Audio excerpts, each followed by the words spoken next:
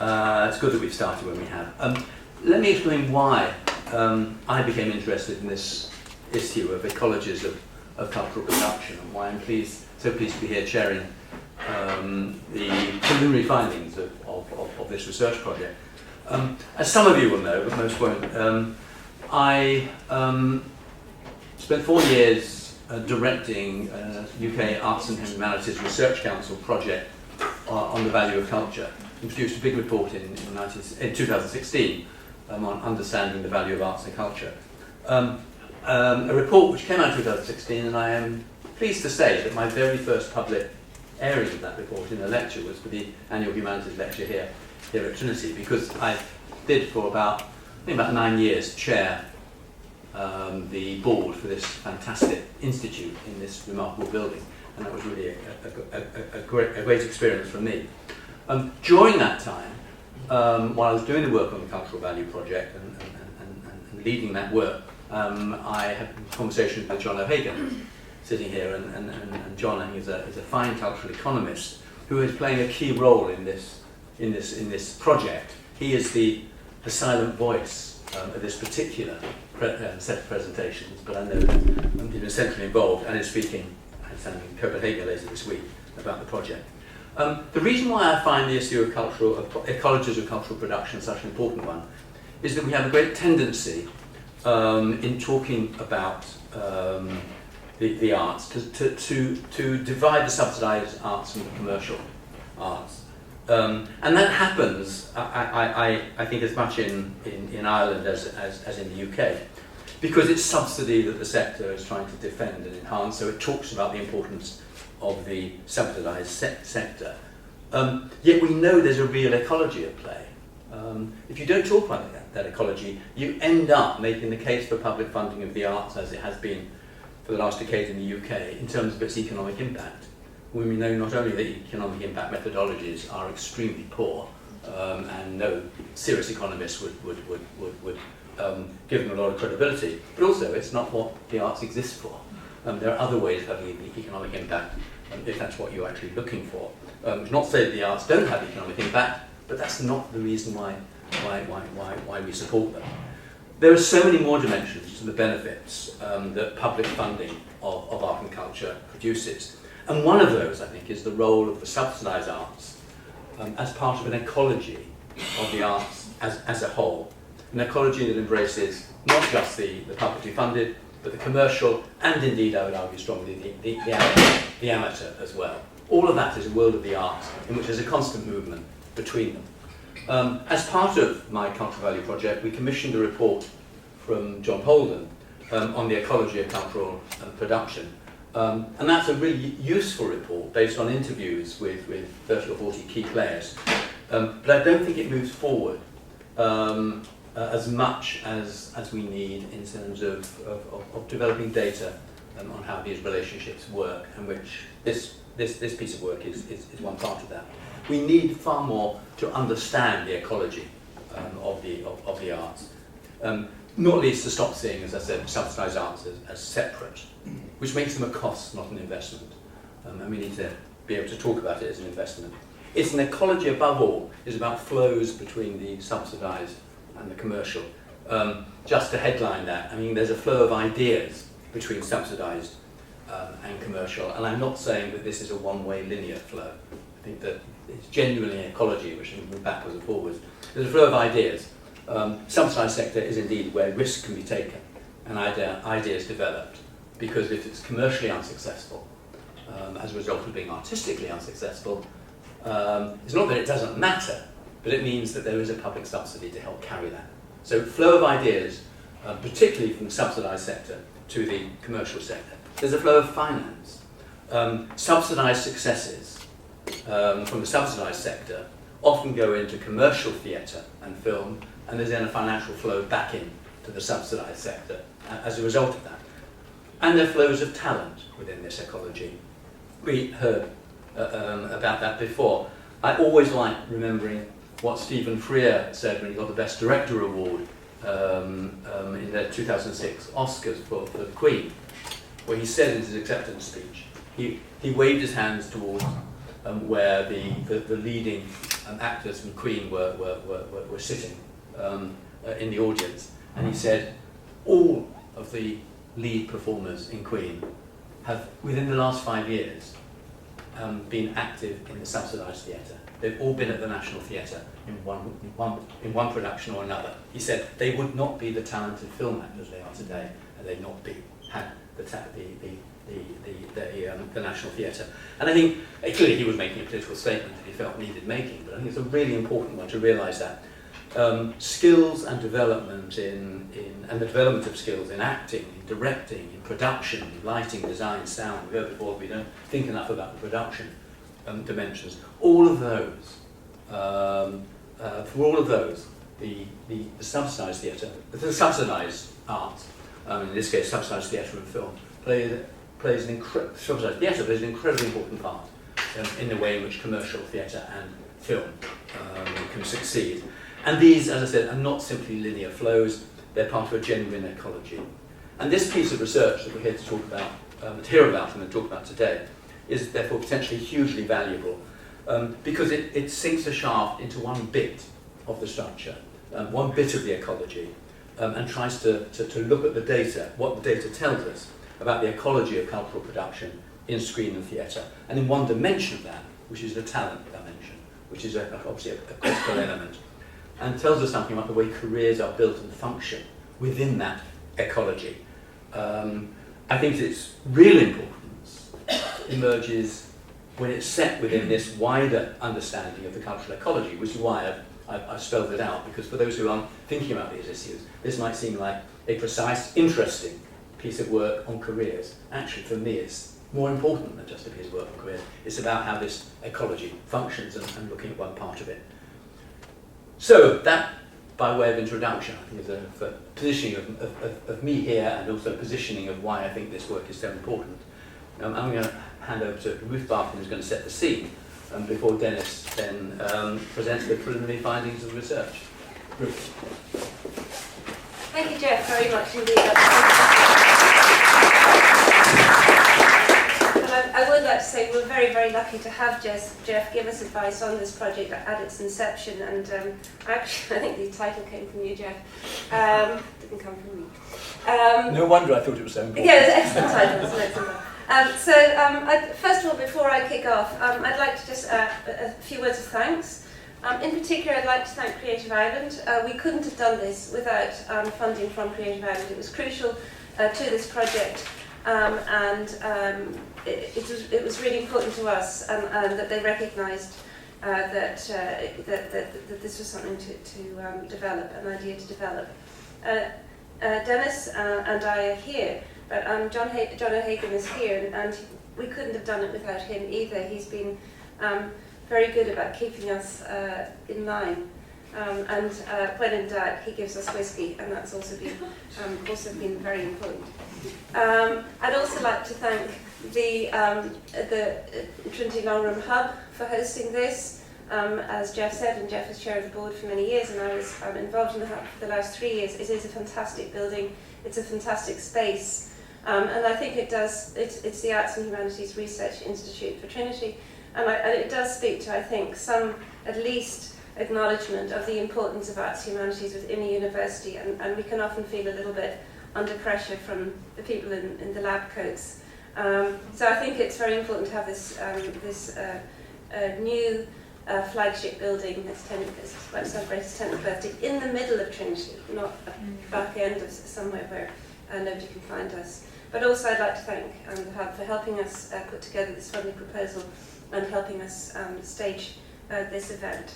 And also, again, I'd like to thank, I think they've gone, but this morning's speakers I think were wonderful and really contributed really important professional experience to this discussion.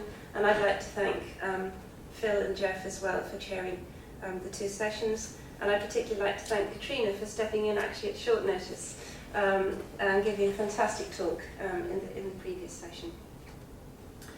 So moving on then to our own research, and I'm just going to give you, I think probably I'm telling you something that you already know, but I'm just going to give a brief introduction to Denis's presentation, and Denis is going to then talk you through the initial findings of the project. So this research project takes place against a background of public and sectoral interest in the construction and maintenance of careers in the creative industries. The recent report by Heather Maitland, published in 2019 for the Theatre Forum, found a number of things. One, in the third quarter of 2018, average weekly earnings in the arts, entertainment, recreation, and other service activity sectors, so the arts was amongst a number of sectors, were 2/3 of the average across all sectors. So overall, people were earning weekly in arts and these service sectors €494.98 compared to overall average earnings of €740.32 per week.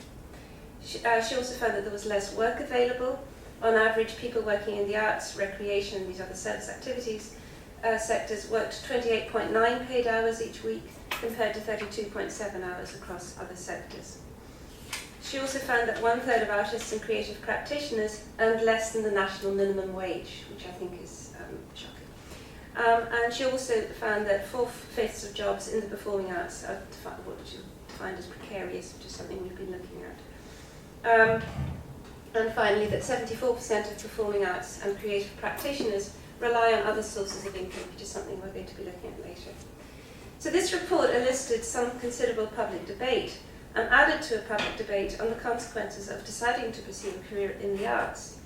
Thus, for instance, in July 2018, singer-songwriter David Kidd gained some considerable media coverage when he announced that he was quitting Ireland because he couldn't afford to live in Dublin any longer. On his Facebook page, Kidd explained that he was being forced out of his house as it was being sold to a consortium of European investors.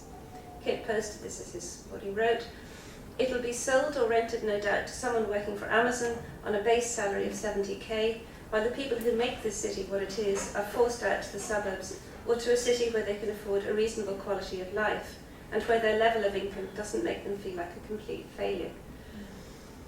So the theatre sector was also in the news this January when, in an open letter to the Abbey Board, the Arts Council and the Minister for Culture and Heritage, the theatre community claimed that the Abbey was staging too many outside productions or co-produced work, and they argued that this had a serious impact on employment prospects at the Abbey and on rates of pay. So this issue of precarity of employment referenced in the Theatre Forum report is of course not restricted to creative workers, and this is where the Uber analogy becomes more evident. So the gig economy affects all employment sectors. However, the 2018 task report entitled "The Social Implications of Precarious Work" noted that occupations such as hairdressers, sports facility workers and art workers were the only sector to score highly in all three categories of precarious work, that is part-time, temporary and self-employment. So that's where creative workers sit. Taking another report, the European Survey on the Remuneration of Audiovisual Authors, which covered directors, screenwriters and what they called other audiovisual authors in the screen industries, including in this country, they discovered that, again, these are points they make, in all three professions, the gender distribution is tilted towards male, and this gender gap is less pronounced in the younger age groups. Next point, all three groups tend to be highly educated. This has come up through this morning's talk, and again, we'll be talking about it ourselves. The majority hold a degree in higher education. Work satisfaction, so the intrinsic qualities, tends to be high, something Katrina was talking about. Satisfaction, the extrinsic qualities of the job, however, tend to be much lower. Only 27% of the audiovisual authors is satisfied with the remuneration they get for projects as an audiovisual author, and 44% explicitly dissatisfied. Job security proves to be an even stronger issue. Only 17% of the audiovisual authors were satisfied with this aspect of their jobs, job security, and this is something again that came up earlier in the talk. 66% was explicitly dissatisfied. They also found that the median income for an audiovisual author was around €19,000 per annum. Most had to therefore supplement their work with income from other sources, for example, employment outside the audiovisual sector, and they found, not surprisingly therefore, that income patterns were irregular. So in the UK, more focused work on the audiovisual sector by researchers such as Katrina Noonan here, Andrew Spicer over here, and with Amy Genders as well, and others work on either particular areas such as Bristol, Cardiff, or overall, have provided consistent evidence then that on the one hand, work in the creative industries is highly prized, but on the other, it's marked by high levels of precarity. And also, that engagement in the creative sectors, and again we've discussed this quite a lot, is disproportionately the preserve of white, middle-class, third-level educated workers. So, of course, we know that low pay has always been a feature of work in the arts. That's the profile of the struggling artist, right? And the Arts Council, in its strategy plan, however, notes that it's an abiding concern of the Arts Council that the generally low level of remuneration of many artists constitutes a significant hidden subsidy of the arts. So, hence then the recognition that a healthy creative sector can only exist with public subsidy, whether it's, as Jeff was talking about, that transition from subsidised theatre into more commercial cinema, or in other aspects of creative economy, ecology. Acknowledging this, in an article published in February 2017, author Alan McDonough wrote of, I quote, "The ecosystem of supports, bursaries, residencies, courses, publishers, festivals, other writers, that provided him with what he calls the space, time, money, and confidence to keep going." And I think we have to remember too, it's not just about financial subsidy, but it's about the wider support network for creative workers, whether it's through workshops and so on, that help them meet other people and help them, as he says, get the confidence to keep going under what can be difficult circumstances. The recent announcement in July of this year that the welfare scheme for artists, already referenced, which has already been piloted for writers and visual artists, is to be extended to other self-employed artists from September from now, has been widely welcomed. Under the scheme, artists can receive job seekers allowance and focus on their creative work for 1 year without having to take part in non-artistic job seeker activities. However, one also has to ask, what happens after that year is up? To date, however, other than acknowledging the importance of subsidies, no research has been carried out to establish exactly what part public subsidies play in career construction. Indeed, no research has been carried out to establish how careers in the arts in Ireland are constructed.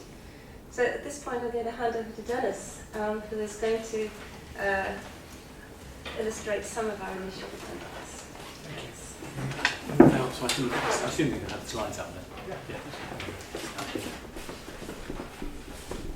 Okay, thank you very much, Ruth. I'm Denis Murphy. It's been my pleasure to work with Ruth and with John on this project over the last, since we began about the end of November last year. And it's important to say that this is very much an ongoing process.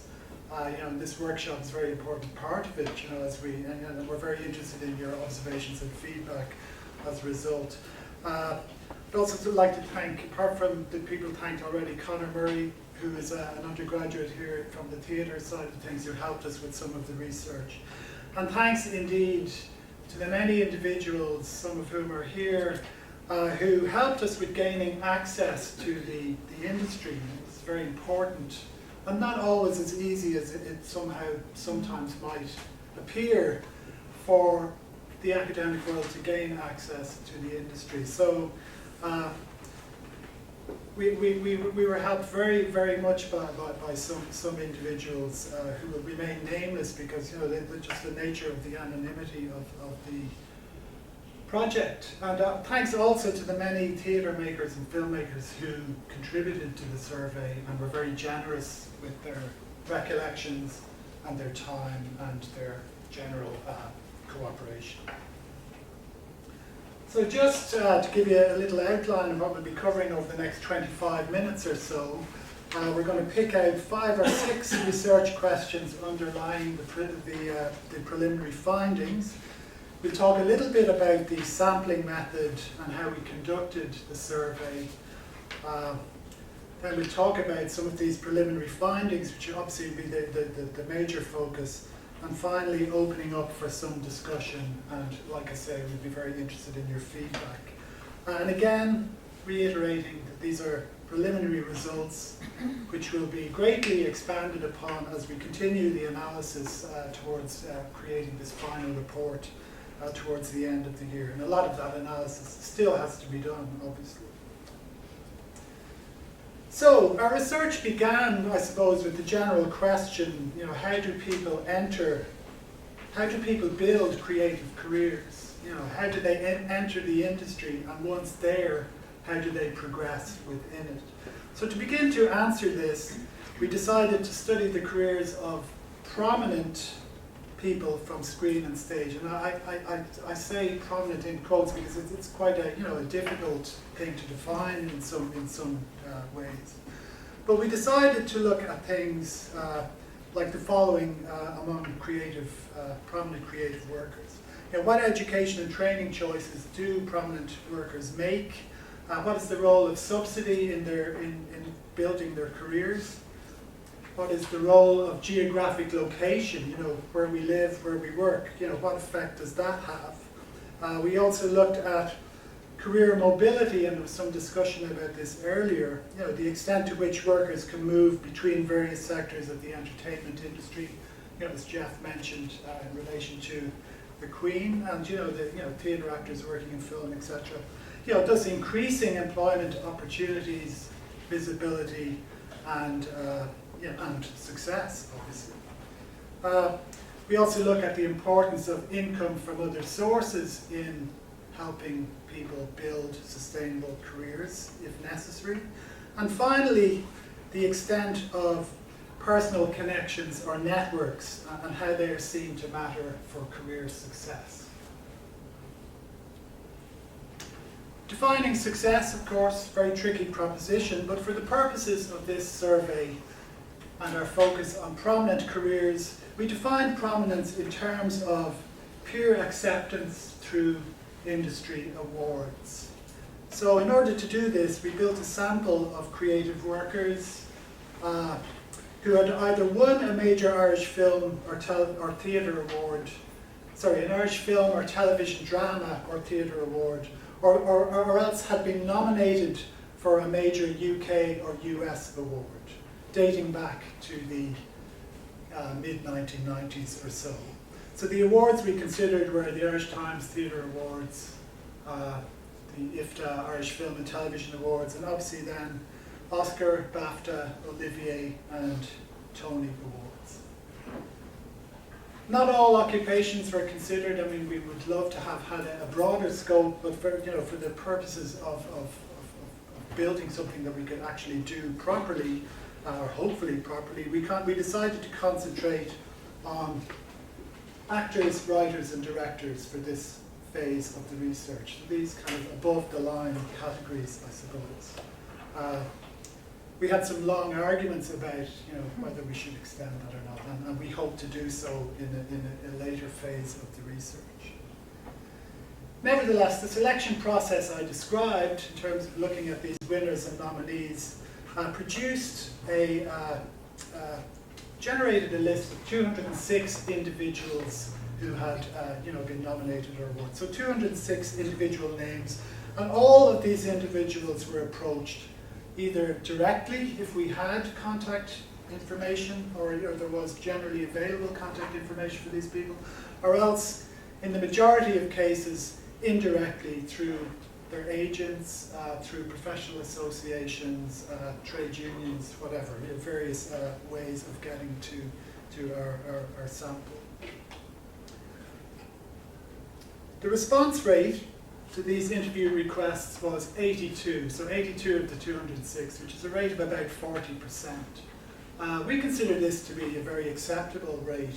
Ruth referenced the EU Audiovisual Authors Survey, for instance, which had a response rate of 25% throughout Europe, and actually within Ireland it had a response rate of 20%.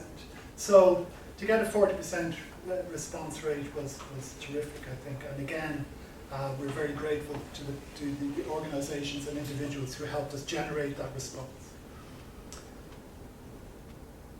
So we managed to complete 82 interviews. These interviews themselves were then structured around a questionnaire with about 30 questions designed to structure an interview of about 30 to 40 minutes. These interviews were then carried out face-to-face, generally face-to-face, or if the subject wasn't available, over a Skype or a telephone interview.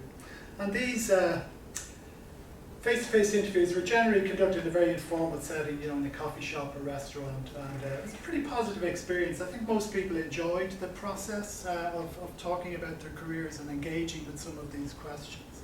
And so, it was a survey, I suppose, that was difficult to put together, but a lot of positivity came out of it in terms of how people interacted with us as researchers, which is very gratifying.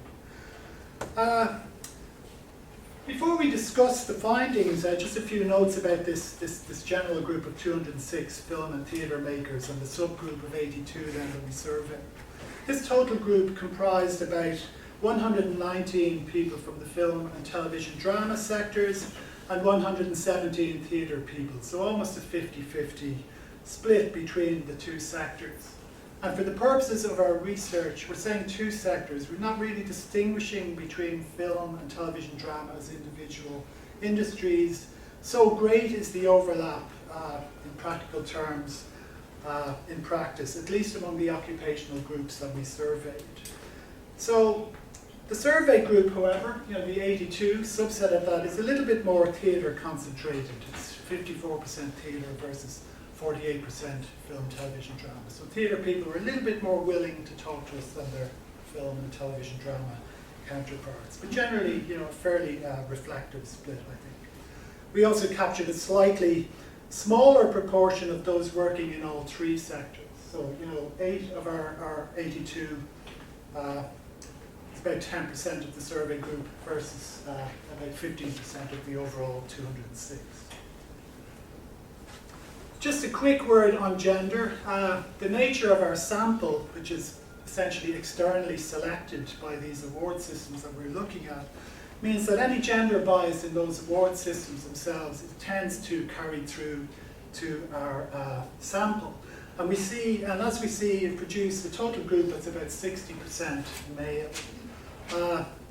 We didn't make any attempt to adjust for this. Nevertheless, our survey group of 82 is very slightly more gender balanced than the total group. Possibly, I think, because of the larger proportion of theatre people in the sample, whose awards seem to be slightly more evenly distributed, at least among the occupational groups we looked at. And again, these are kind of findings in themselves in many ways. Another feature of our survey group, and I suppose this is also a finding, relates to the amount of multitasking among prominent workers. And by multitasking, we mean the number of occupations per individual based on how they described themselves when we interviewed them, as opposed to the occupations for which they won the award. And half of our 82 respondents described themselves as having a single occupation: actor, writer, director. The other half described themselves in multi-occupational terms, so actor, directors, actor, writers, etc. With, as I mentioned earlier, 10 individuals actually active in all three occupations. This works at about 1.6 jobs per individual, whatever that means. What we're calling the multitask factor. Not sure what that means. I mean, more work would have to be done to analyse that. But I think, possibly there are structural issues in our funding system that encourage these kind of choices. For instance, and this is, this is just thinking of, I suppose, at this point, at a very early stage. In the film industry, for example, writers can access development funding, whereas directors don't find it as easy to access that kind of funding. So that, theoretically, at least, possibly incentivizes directors to initiate their own projects and at a writing stage, possibly. Okay, so having discussed some features of this sample group, we're just moving on now to some of the headline findings addressing these questions posed earlier, starting with education and training. And this chart demonstrates, as has been mentioned a couple of times earlier, the high degree of third level and postgrads among the group. Accounts for over 71% of the total sample. So this is a very highly educated group of people, reflecting earlier surveys, including, of course, the ones that Ruth mentioned, but also the Film Board's 2008 census of film and television workers carried out by PricewaterhouseCoopers, which showed a similar kind of split. This might also be reflected on later when we consider the role and the value, I suppose, of DramSocs and other kind of college societies and early career connections and so on. The next two charts capture some of the relevant formative experiences of our survey group, as well as the more formal training routes taken. And here, in response to a question about early formative experiences, we see a high participation in school plays, university societies, including theatre and media production societies, and in local drama, essentially amateur drama, as well as other interesting findings such as a sympathetic home environment, perhaps through parental interest or a parental involvement in these creative professions. And interestingly, as we see here in the fifth bar from the top, access to equipment in the case of some who ended up making films for a career. So this kind of, having access to the means of production, essentially. In terms of professional training, we see a high involvement in workshops and short courses. We also see the relevance of formal youth theatre involvement, which I think is very interesting. People at a very young age getting involved with the likes of Dublin Youth Theatre, the Graffiti Theatre in Cork, National Youth Theatre, etc. And a high participation in professional schools such as the Gaiety School and some of the more vocation-oriented university courses. Moving on now to the research question about the relevance of public funding, a very high percentage of our respondents answered yes to the question about whether they were assisted by public arts funding in their career development. And almost 80% of these individuals then felt that such funding was very or extremely helpful in building their careers. So this underlines, of course, both the importance of public funding and also its perceived value to arts practitioners themselves. What kind of funding schemes are we talking about? I mean, these are the funding schemes that were directly referenced by our respondents. And obviously, maybe not surprisingly, arts councils and film agencies, not just in the Republic, but also their counterparts in Northern Ireland and the UK, account for 2/3 of the funding types listed as significant. There's also a small but notable contribution of public service broadcaster funding, such as funded projects from the BBC, RTE, BAI supported projects, etc. And also maybe a notable, but actually smaller than I expected, incidence of people citing local authority funding, which is quite an important source of theatre funding. Maybe people aren't as aware of it, so we were also interested in the extent to which prominent workers are aware of the publicly funded nature of their respective industries. And we see here a very high level of awareness and appreciation of the funding measures in place in Ireland and elsewhere.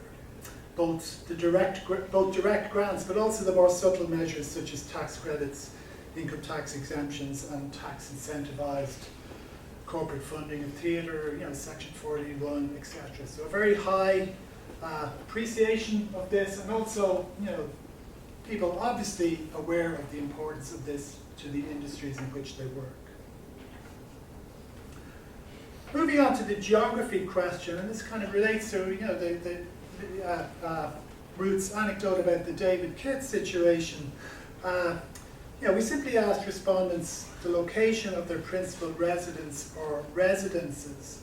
And on the left here we see that 70% of our survey group is Ireland-based, about a quarter of it lives outside of Ireland, and 6% maintaining a home both inside and outside Ireland, so dual resident essentially.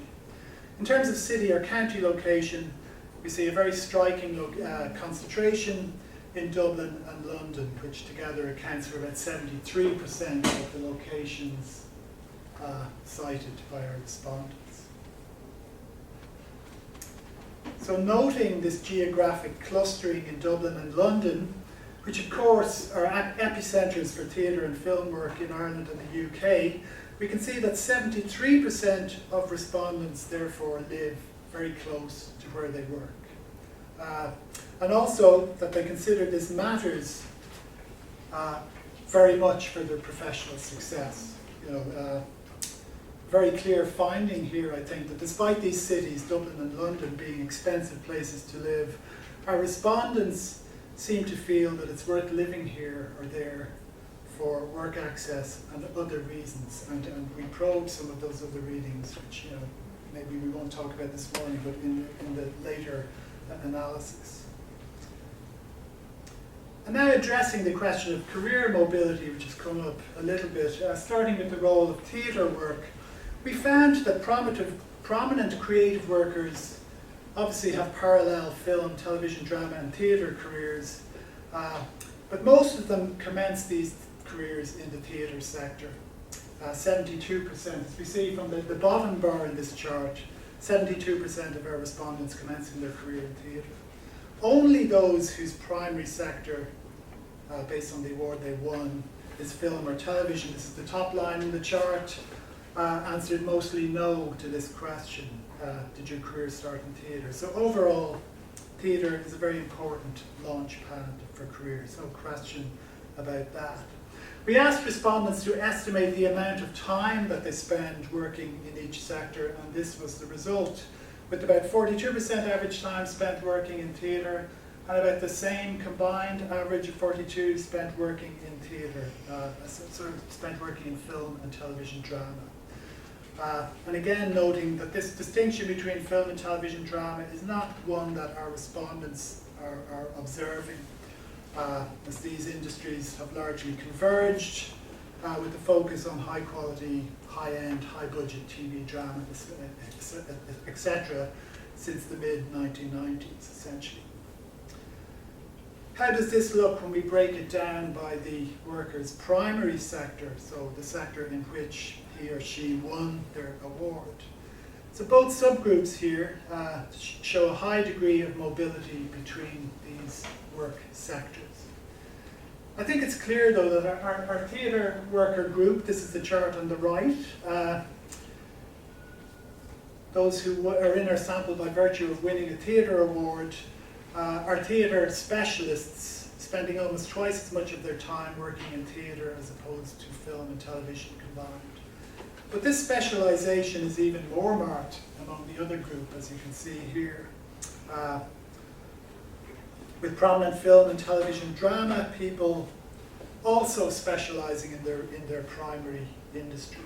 So 2/3 of their time are spent working in film and television drama, as opposed to only 16% in theatre. So that while there's evidence of career mobility between these sectors, most workers, to some extent in all sectors, are available to the other sector, but it's clear, I think, from this data that people tend to stay with the industry sector in which they have achieved prominence. Or maybe that's why they achieved prominence. But, there's definitely a distinction there.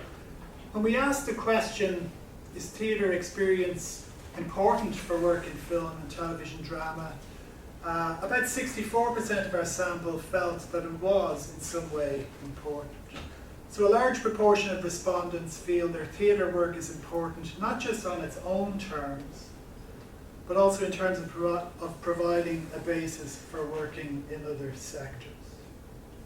We asked this question also in another way to try to get some sense of the extent to which people felt the theatre industry contributes to a vibrant film and television sector, the industry as opposed to the individual. And more than 2/3 of our subjects felt that film and television drama benefit from the existence of a publicly funded theatre industry. So this begins to suggest, I suppose, that theatre and screen drama policy could maybe be a little bit more intertwined, as the separate sectors to some extent function together as sources of talent development, employment opportunities, places to take creative risks, show places to be seen by agents and casting directors, etc. These are all examples of why these things are important that our interviewees cited. Addressing then the question, have you ever relied on income from other sources? And we see here the vital importance of the advertising industry, with 65% using it to supplement their income at some stage of their careers. We also asked about music video. Respondents cited music videos, but also giving workshops, teaching, lecturing, among the related areas in which they find supplementary work. So to get an idea of how satisfying this supplementary work might be, we asked people to rate it in terms of its creative content. And what we are most interested in here is the numbers saying that this supplementary work is just as much or somewhat creative compared to their their main profession. As we see here from the top line of this chart, advertising has a large proportion, almost 40%, who think the work is not creative. So even though it's the most important supplementary income source, it's not particularly seen as creative. Music video, on the other hand, is considered to be much more creative, but much smaller proportion of our group are active in that sector. Quite a lot of the other work is considered creative, and presumably this also equates to satisfying. So we can say that most of those who have to or choose to do other work find this work more or less satisfying. This maybe is a slightly surprising answer. But I suppose remembering from the last slide that much of this work is in teaching, lecturing, etc., in a subject that is relevant to their primary occupation, maybe that kind of accounts for that surprising aspect. The final question we're looking at this morning relates to how creative workers build and use their networks of personal connections to build their careers. And we've seen this chart earlier, but I put it up again to, because creative workers tell us that they start building their professional networks early. So just to reiterate, these kind of early experiences of university societies, local drama, school plays, etc., and early training and educational experiences such as professional schools, short courses, youth theatres, etc. These early education and training, these combined activities show respondents' earlier formative experiences, and also the extent to which they participate in formal and informal vocational training. And I'm drawing attention to these again because when we asked people to categorize the origins of what they perceived to be their networks and professional relationships, this was the result. And 90% citing important relationships forged during their early careers. And these would be distinct from college-formed relationships, which we see on the left, which are still an important group at 40%. So it's also obvious from this chart that relationship building, whether you call it networking or not, and a lot of our respondents didn't like using the word networking actually, to describe this kind of activity. But this relationship building is also obviously an ongoing thing. With 62% of respondents citing important recent career relationships.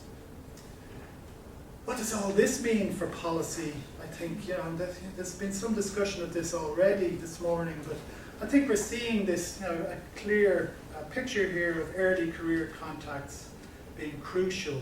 And perhaps this knowledge could be used to develop more mentorship schemes to supplement the ones already in existence, for example. The importance of college connections also points to the importance of drama societies. Ed Guiney talked earlier about, college filmmaking society has been a very formative experience for him in terms of getting into the industry. And these kind of informal connections being in some ways much more important than professional training, perhaps, again, surprisingly. Maybe not, maybe some of us aren't surprised by that. But the important thing being that we're now starting to see at least some evidence of this empirically.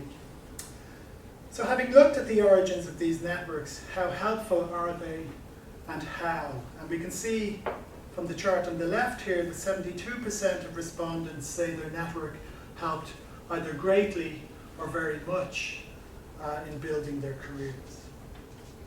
When asked what kind of things the network helps with, we see here are respondents benefiting in terms of moral support, work opportunities, the exchange of ideas, and other areas which came up, including kind of unusual ones like helping each other with auditions, self-tapes, etc. This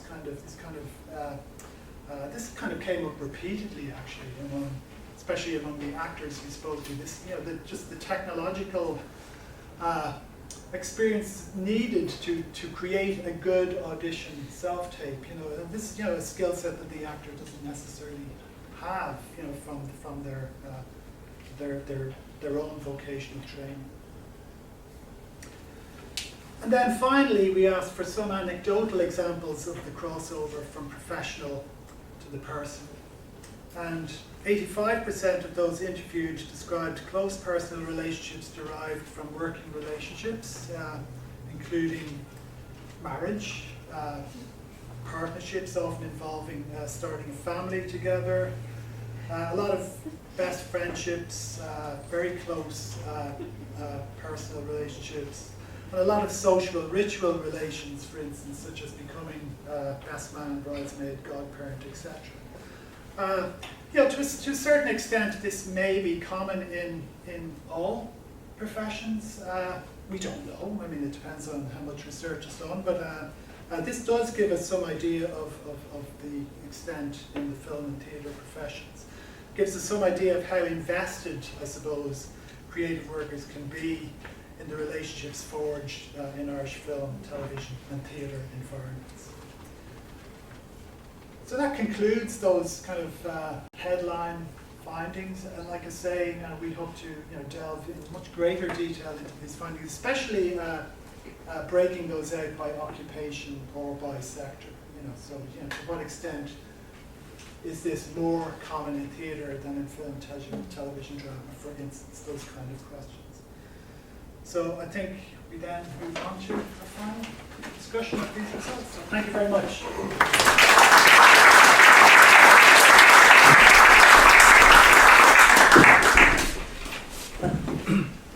Thanks very much, Denis. That was enormously rich. And there are a lot of issues that can be discussed, which we probably don't have enough time. But what would be really helpful in the discussion, I think, is if we focus above all. Really? I think that'd be nice. Okay. I could hear myself. Okay. I think it would be good if we focus above all in discussion on probing some of those tables that we saw, some of the charts that we saw, and asking questions from your own experience or simply from your seeing them, which will help the further work on the project. Clearly there are things there that people will want to talk about anyway, but it would be, from my perspective, I think it would be particularly helpful if we pose questions that can now be taken forward in the subsequent work. But having said that, you will ask questions that you want to ask. Over to you. Yes. That was really interesting. I've been waiting all morning for Denis. Oh God, I'm glad it's come. A couple of things struck me. One was picking up on what Ed said, what would be the most important thing? He said a culture of excellence in writing in Ireland.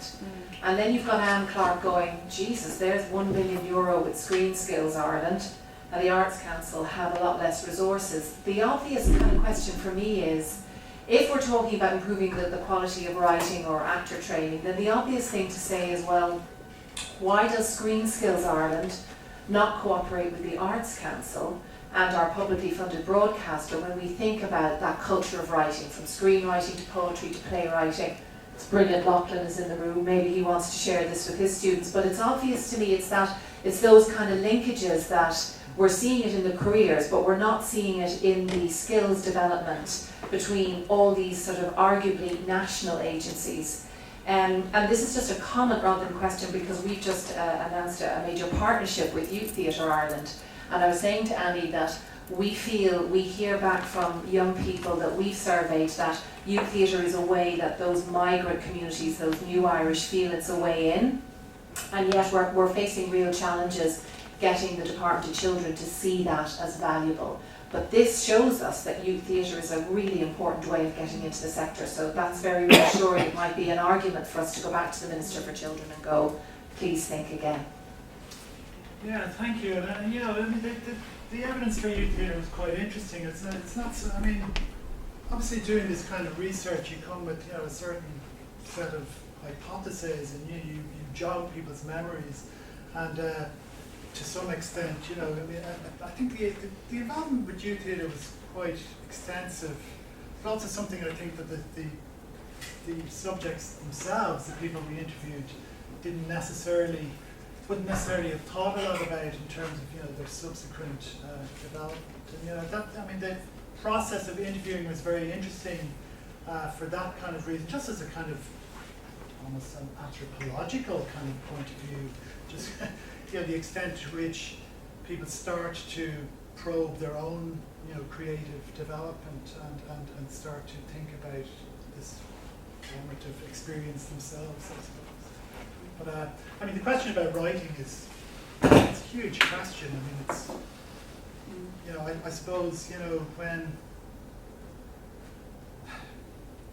Ed talked about, you know, I mean, stories, I mean, to be authentic, you know, to be creating culture that's authentic, obviously we want it to reflect the society that we have. So, you know, diversity is just a huge part of that equation. So, you know, what are we doing to enforce, to, you know, to encourage that is, you know, the next stage, I suppose. I mean, how do we use this kind of research to inform that kind of policy development, I suppose, is the next stage, isn't it? Sorry. Yeah. No, right at the back. Yeah, no, you. Yeah, that's it. Fascinating. Thanks a million for the presentation. It's really interesting. So there's two key things that I've taken away from this that I find really interesting. One is that directors are often developing because there's a lack of direct engagement with public funders, and directors are starting to develop just to get into as writers, just to get into the development phase, which is kind of validating to hear, because that's on the front lines, that's a challenge that our directors have. But also, if I'm right, just looking at the figures, what I found interesting is 6% of creatives said that public service broadcasting was important in the career development. And then there was a later slide which I found interesting, that 24% of them were working in TV drama. So it's interesting to see that figure, you know, the investment in TV drama, and yet the amount that's working was quite a difference there. So I wonder if you could talk about that. Yeah, I mean, that's a good point, but I mean, I suppose we have to be careful in the sense that, I mean, that bar chart that you're talking about, I think the figure was 8%, I think, in terms of you know, citing, directly citing important funding schemes that they benefited from, and then which we then later classified as, you know, either, you know, belonging to these categories. So I suppose it's important not to read too much into that, I think, because the extent to which Arts Council funding and Screen Ireland individual project funding, I suppose, would impact on big kind of developmental roles might be, the actor would cite probably, the actor or the director or writer would probably cite the ones that they felt, the 3 projects, they were asked to cite 3 important developmental projects, and we then classified them in terms of these categories. It doesn't really, it doesn't necessarily capture how important those projects are in relation to each other, but also I suppose you have to be careful that, for instance, the creative worker wouldn't necessarily know how a project has been funded. I think, producers, for instance, would always know that question, and the directors probably to a greater extent because they're working closely with the producer. I don't think the actor always knows that, especially in film and television drama. They wouldn't necessarily know where the money is coming from. So, that's one of the reasons we have to be a little bit careful about those kind of raw categories and how they relate to each other. Okay. Hi, Ruth Sweeney, Head of Film and Architecture at the Arts Council. I suppose my question comes on the back of, or is related to your last answer as well. And I think that is very much the case, that people don't necessarily recognise where the subsidy is coming from. And that's what I wanted to ask about is, it seems to me from what you've said, it's about direct subsidy to an individual or to a production, let's say. Was there any attempt to get, I suppose, down to more indirect subsidy, so the venues, the work shows in, or the festivals it shows at, because there's a huge level of subsidy there that can be invisible? Yeah, there was a degree of that, and again, the preliminary nature of this means that we didn't quite address that. There is another question we asked. We asked people to classify, for instance, what they consider to be their big breaks, and we then classified those in terms of how they were funded, or when I say we did, and we're in the process of doing that. So I think that would get at the kind of venue funding, and quite a few people did cite the importance of local venues, especially people who weren't Dublin based, etc. So and people also cited particular. You mentioned Dublin Theatre Festival. I do recall, a couple of examples where people did cite that kind of. In fact, one of the people who are involved even in organisation of the likes of the Fringe Festival, etc., and the impact of that on their careers. So yeah, there is a degree of that, but in a kind of separate set of data, which hopefully we'll get to at some other point. Okay. Let's hear more. Industry. Now, that means we're really accepting their criteria for what success is, for what's good and what's bad. And I find that problematic because I know so many, mostly young filmmakers, theater producers, who are working on shoestrings, who haven't yet won any of these awards, who are representing themselves, for example, in Dave Byrne's Underground Cinema, who are meeting up with groups and making films with people volunteering their work, paying when they get paid, and so on, or when they do get grants. I think it would be very, very interesting to have another group of people who've been less successful and compare the two, and see what actually happens to the ones who haven't got to that level of the canon of recognition. The last thing is, I really look forward to seeing a breakdown of your sample by gender. I think you'll find some very interesting differences there, and also by education. Yeah, and I think so. And I look forward to creating those breakdowns too. And you're absolutely right. And we would also very much like to make a comparison between the prominent individuals that we survey and the, as you say, less successful. You have to be a bit careful about the word successful, because prominence does not necessarily equate to at least a financial success, and many of the people we spoke to are by no means financially successful at all, despite their prominence within the sector. But no, we very much are kind of anticipated to some extent that we would be, that point would be made to us that we're looking at, this is an introductory survey of prominent people. We don't have a control group of unprominent people. That's certainly something we would like to be able to have for analysis. and we hope to generate at some point in, you know, if this project can be funded to another stage. But to answer your first part of your question, which is also very interesting, you know, the sample or the universe, and I mean, I suppose in technical terms, the universe is the 206 award winners, because, you know, that's a complete group, which we then, I mean, we did attempt to reach out to all of those, so technically that would have been 100% sample if everyone had responded. But so we had a 40% sample of that. Just for 1 second. I mean, just to be added, we have actually done our own survey of the remainder, those who didn't respond.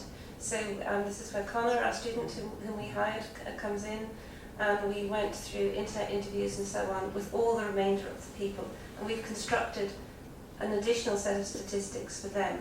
So we will have partial statistics on the full 220. But for the purposes of today's event, we focused on those that we'd interviewed, because it's a much richer set of results than the results we could get from reading the interviews with them. And so on. Can I add one observation on that then, which means that for the characteristics that you have for both sets, that will give you some sense of whether the 40% have some similarities to the main sample. If they're radically different, then you've got problems. Because of course, 40% is not a sample; it's just a response rate. Yeah, I would say our initial, actually, there's a lot of overlap. I mean, there is, and we've read through it, but we just haven't included it in this. And there's nothing surprising coming out of the remainder. Just to address the gatekeeper question, which again is important, and you know, obviously by choosing award systems, yeah, you could say that's there's a gatekeeper. The award system itself is a selection process. However, I mean, to a certain extent, all of these award systems that we did use to generate this group are peer. They have at least some degree of peer acceptance involved. So peer involvement in selecting the winners. Now, that is more extensive in some awards than in others. But it's I suppose the best we can do in those terms. Thank you. You were next, and there's a group at the back, and I'll let the person with the mic choose who to answer the back. Thank you very much. It is absolutely fascinating to get an insight, Francis Ruan, economist and chair of the Abbey Theatre, into what you have here. And I think, you've said up front, this is basically, instead of unconscious bias, this is a conscious bias, crucial, because you can't generalise from a 40% response rate if you don't know whether they're similar. And similarity and difference there will be things like gender, ideally social class, ideally place of birth, ideally level of education. We have all of that information. Yeah. So in a way, we have all that. In academic terms, we should always present that alongside too, just to make it clear. So it's great that you have that, and that's very crucial. I had one question which I don't know whether it came up in the discussion at all, but what I call the non-creative work that people were doing this time outside of their own sector. I was wondering, did you ask questions about their feelings around that? Because sometimes people have non-creative work they can do that's highly remunerative. It takes very little time. It's complementary in terms of the time of the day. I can do it in the mornings when I'm not on the theatre or not doing whatever it is. And I was wondering, did you look at that? Because given that we know people have lots of different sources of income, I was just wondering what the attitude to that was. The other issue you might, I think about doing is whether or not people felt positive about having multiple careers. So there's sometimes a prejudice thinking, well, if I'm a director, I want to be just a director, but actually I might like to be a director and a writer, or I might like to direct my own plays if I write them. So it's around that kind of question. And then finally, I mean, one way, and I know we've discussed the sort of limitations of the sampling frame of just choosing winners. I mean, one thing you could do, and certainly if you're going to widen it to some of these other careers we talked about earlier on, like lighting or design or whatever, you could kind of weight and rank the multiple nominations of people. In other words, you don't necessarily have to be the winner, which only gives you a 0 1. So I might have missed it 3 or 4 times. Kerry in Dublin comes to mind yesterday, and I've just missed it. But I've actually been a runner. I've been, in the frame very many times. So I just think that it might also help you a little bit with bias, because you can have bias among the people selecting these. So anyway, just some thoughts about it, but it's great to see work like this done. And if you get a chance to go back to them the next time, you need to ask about income as the last question, so that you have context for setting what it is. Thank you. Well, yeah, I mean, we deliberately didn't ask the income question for very specific reasons, because we felt it would have limited, it would have turned the survey into a much smaller You ask it as response the rate. last. You ask it as the last I question. know, That's the way the CSO does it. It's the way all good sampling things now do. You ask it at the very end for exactly the reason you said. If you ask it earlier on, it doesn't work. But sorry, I'm not without a mic, so I'll stop. That's okay. Anyway, That's- yeah. I mean, those are the set of observations. Should we carry on taking questions? So I'd like to get in as many as possible. There's a group at the back, and I will allow whoever's given the mic can ask the question. Actually, we haven't thanked Jake. Can we thank Jake for doing the mic? Can I say, I'm pleased, Jake, that I now have your name. You're not just the man with the mic. Yes, Anne O'Brien, Leeds University. I'm interested, Denis, in your impressions of the gender breakdown in the data.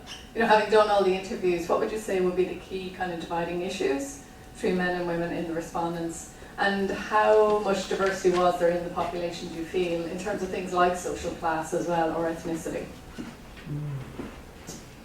Well, to go backwards from those questions, there's no doubt at all that the people, even looking at the overall 206 group, was almost entirely white and Caucasian, to huge extent. And certainly the 82 interviewed survey group was 100% Caucasian, as well as being 57% male.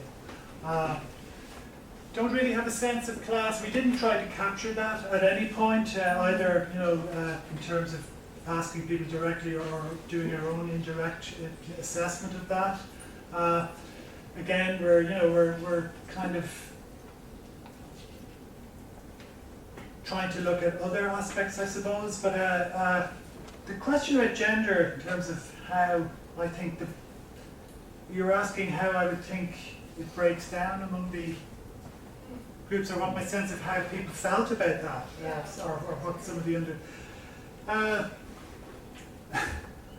I suppose there's two ways. I did.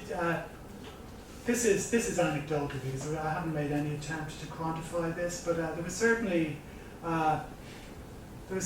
evidence of frustration among some female recipients, especially maybe actors, in terms of difficulties in sustaining a career beyond a certain age. But the kind of questions that we kind of are used to hearing, and the difficulties in juggling families, etc. We didn't really, I suppose we didn't really design a lot of that questioning into the research, because this work has already been done essentially by the Theatre Forum.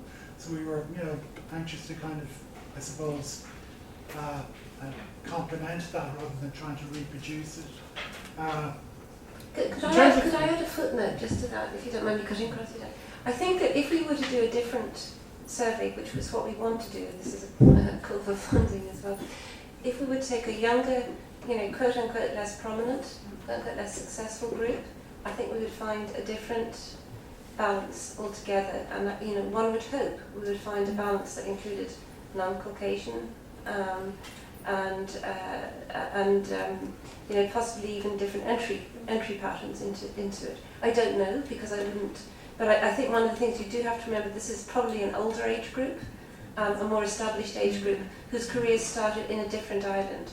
And I think that if we were to do it again, like 7-Up, in another 20 years, we'd find hopefully we would find very different outcomes. And hopefully this is one of the reasons for having these events, is for us to focus our minds on how to change things from the way they are. Thanks, Ruth. I suggest we now take 3 questions and let Denis respond to them together, because we can't really overrun by more than about 10 minutes before. We can't really spend overrun by more than about 10 minutes or so, and I'd like to get in as much as possible. So, hello, Brian McGuinness, actor. and returning full-time student. I just want to make a point, actually, which we're talking about access there, and I noticed in sort of results we're talking about training, and FOSS was mentioned.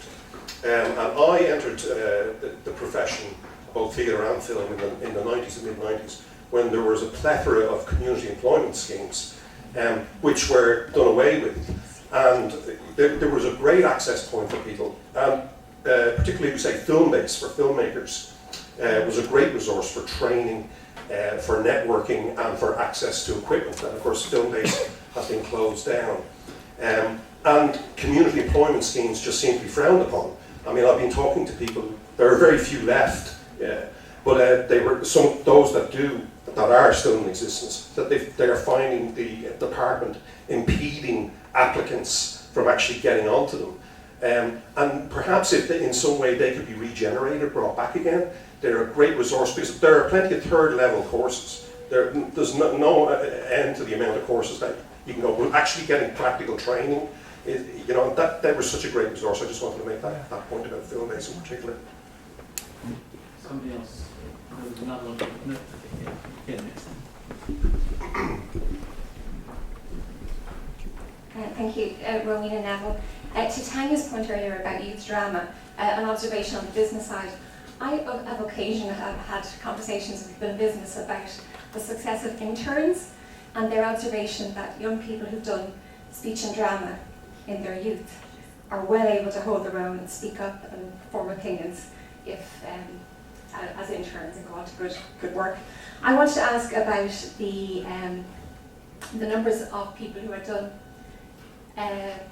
school plays, training in their youth. Did that add up to 100%? Sorry, not training, but drama activities, plays at home, sketches, that kind of stuff. Did that add up to 100%?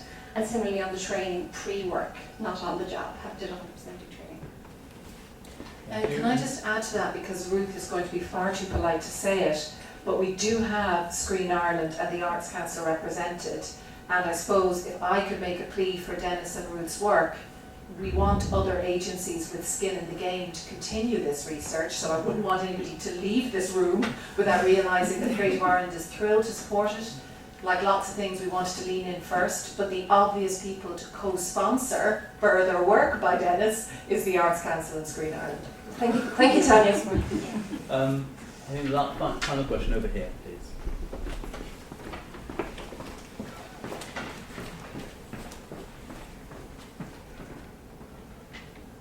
I know that one of the figures presented was that 71% of the respondents had third-level degrees. I'm curious to know if you got some sense of when those degrees were received.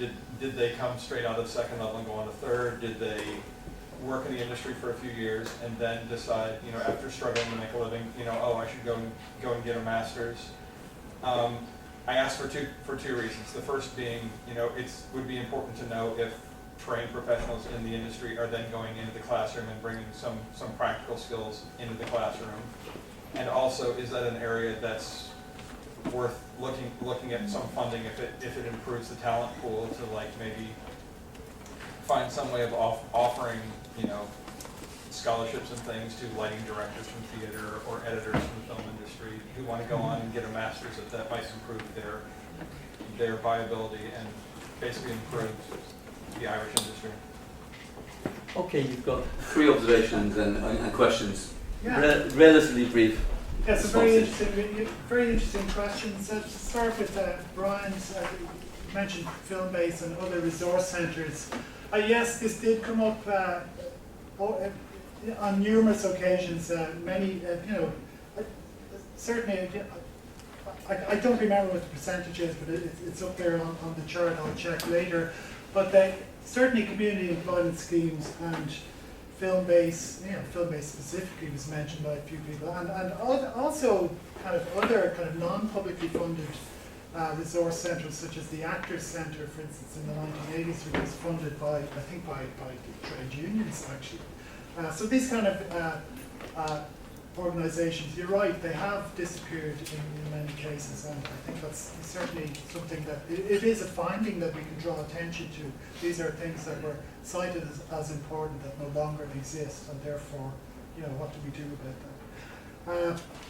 The question about plays at home or theatre, that was, you asked about whether there was 100% finding that people had some involvement in home-based.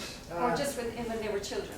Yeah, I mean, it did certainly nothing like 100%, but yeah, there was. I mean, early childhood experiences were something we did ask about, and a lot of people did cite that kind of experience. I think the actual, in fact, some very prominent playwrights, for instance, that we interviewed, spoke about having built theatres in the back shed and stuff like that.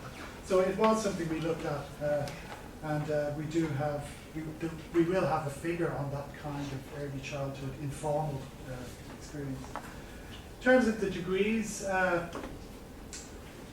we will be able to say, I think, in most cases, at what stage of careers those degrees were achieved. We did ask, we did ask everybody what the degree was. Pretty much, the people we interviewed, they were asked who was who granted the degree and when did they when in their career. Yeah, and there is. I mean, but anecdotally, without having the data right in front of me, I don't think there's a huge amount of people going back to do post-grad work, having worked for a few years. Certainly were some cases of that, but I don't think it was a huge number. But it's something I'll certainly look at when we do further analysis. So thanks for that observation. I don't know if we do have Lachlan in the room. I don't know if you want to come in very quickly about. I know that you offer bursaries in the Lear for a quick plug for the Lear, and it's. You have that answer, and then there's one person at the back who's keen to speak, and then I am going to draw it to a close because we're running very late. But yeah, great, thank you. I think it's fascinating on so many levels, and I look forward to the full report. I suppose both with my Lear hat on, but I'm also a member of the Arts Council at the moment. So I think in terms of the ongoing work that we have to do to convince the political class to fund both Creative Ireland, the Arts Council and Screen Ireland, these findings are going to be very significant. And accepting the limitations of the criteria around awards and grants, I know certainly as somebody who's continuously canvassing politicians to give us more money, they take those awards very seriously. And I suppose I see it as a very public manifestation of the investment in culture and the arts, and so I suppose they do have a value in that regard.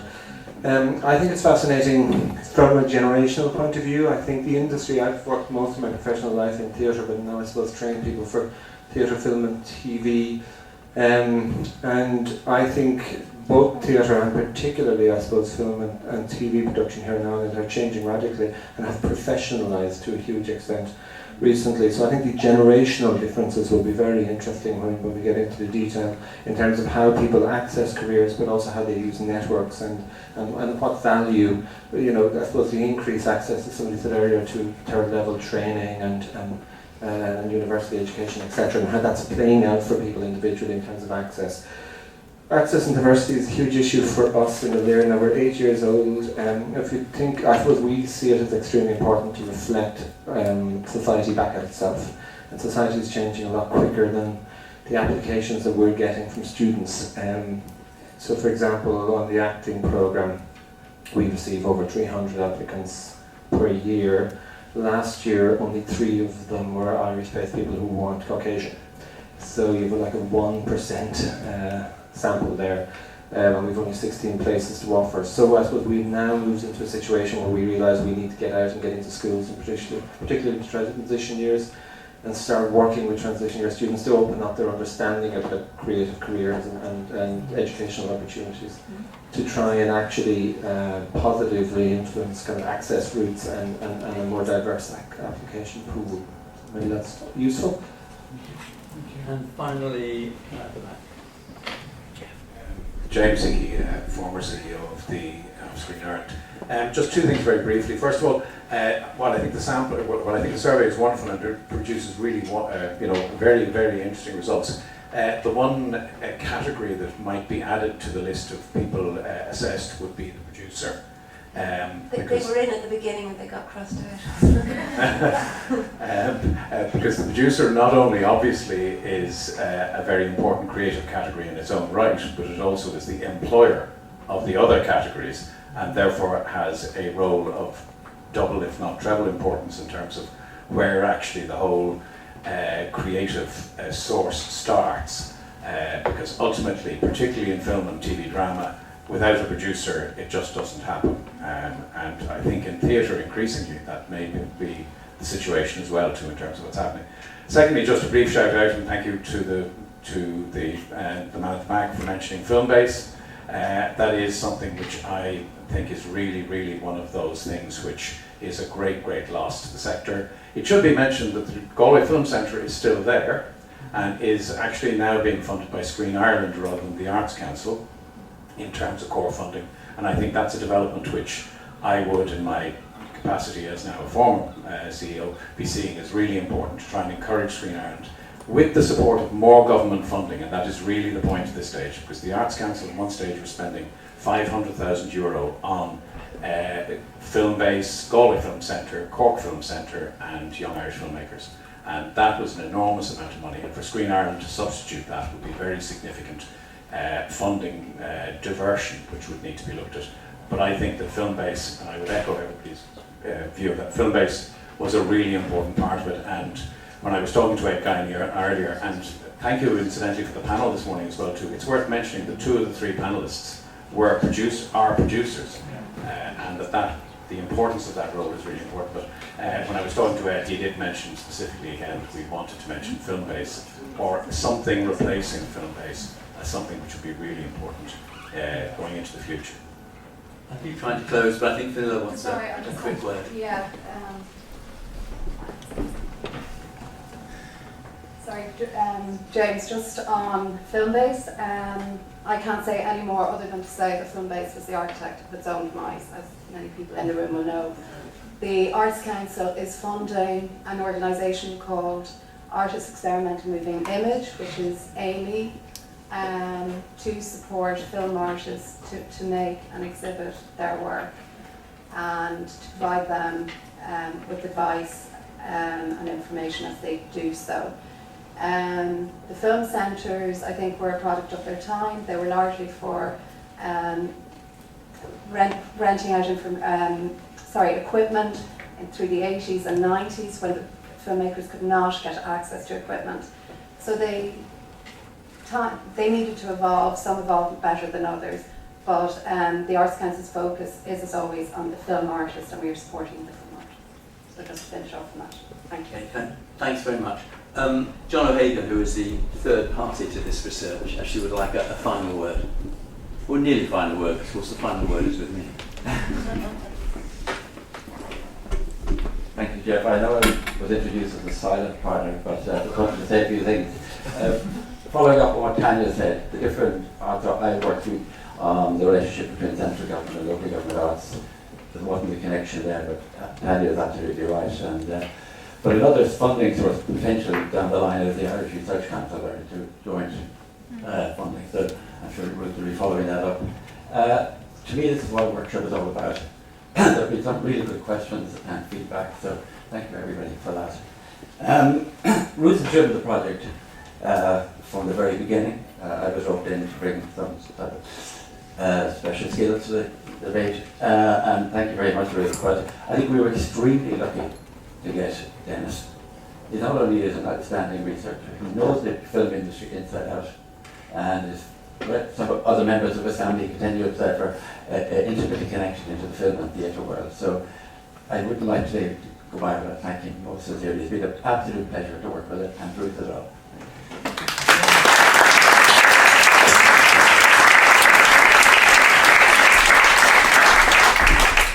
That's a very good place to stop, and I'm not going to let you stop entirely there, because one or two points to make. I have a variety of points to make. I can pass them on separately, except on the one data issue, which is I'm really surprised, and I think this will be dealt with if you went, if this work is carried forward, to look at a broader base within the industries, and that is that certainly in the UK now, socially engaged practice by arts practitioners is really important. They don't just see it as a way of making some extra money, but being involved in education, in health, in prisons, is actually part of what they see as their role as an artist. And I'll be really interested to look at, if we look at the broader pattern of employment and engagement, to see how far that actually is not just about income from other sources. But I think one of the things that's emerged from this is, first of all, just how important and interesting people think the research is.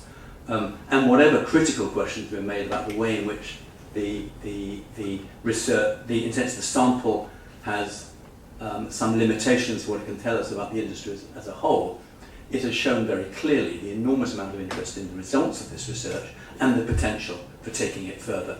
The sample, as I understand it, was drawn in a sense from within the resources available to carry out this research. One needed a quick sample and a limited sample, and these people were identified, this 200 odd, quite readily. But it's quite clear that if we really want to understand what's going on within the sectors and the industries as a whole, more research is needed with a much larger sample, and that obviously means more funding. We've had some interesting ideas about where that should come from. I do think one of the things that will come out of, and this is to refer back to your very opening comments, Ruth, one of the things that will come out of a more broadly based sample is to enable us to grasp the realities of low income and precarity, but also get beyond them as the narrative for employment in the sector. This is a point that could be made by a neoliberal, but it's not being made by a neoliberal, but I think it needs to be made. And that is, to be an artist is self-identifying. And then in a survey you're shown to not be able to make a living out of it because it's your self-identifications to do it. I think we need to, I have no idea what is the optimum number of people available for the film industry or for theatre or for other art forms, but we shouldn't assume that the number of people who self-declare in surveys are therefore the optimum number. And we need to situate precarity and low income within the overall framework of the way these industries work. Clearly, some of it is industry-based. It's based in the inadequate ways in which these industries are structured and work. It's also based in the positive ways in which these industries are structured and work. They need the energy, the risk-taking that comes from having people who are actually working on short self-employment contracts, with all the difficulties that goes with that. But it's also something that a lot of people want to be in. And therefore, the fact that they're not making a living could be because the industry is not working well. And I think that is one of the issues, and I'm sure the point about the hidden subsidy is an absolutely valid one. But it could also be, as with all artists, because actually not enough people want to employ their skills. And I just think all of this needs to be understood, and that's what we mean by an ecology. And I think simply saying that incomes are too low doesn't really get us into the reality of what we're trying to understand. But I think that all of this research takes us in really interesting directions, and I hope it can be continued beyond what will be a really important report that comes out from this first, we hope it'll only be the first phase, because in addition to thanking, and John has done it, but in addition to thanking Ruth and John and above all Denis for the work on this project and for the presentations, today, I really want to thank all of you, because I think this is a remarkably high quality and highly engaged audience for this, which shows how important this research is. But I think the quality of the discussion and the questions have been really at a high level, and I think it's an absolute sign that this is work that needs to be continued on a larger scale into the future, with which I think we can head for lunch. Is that right, Ruth? We can indeed. Upstairs to lunch.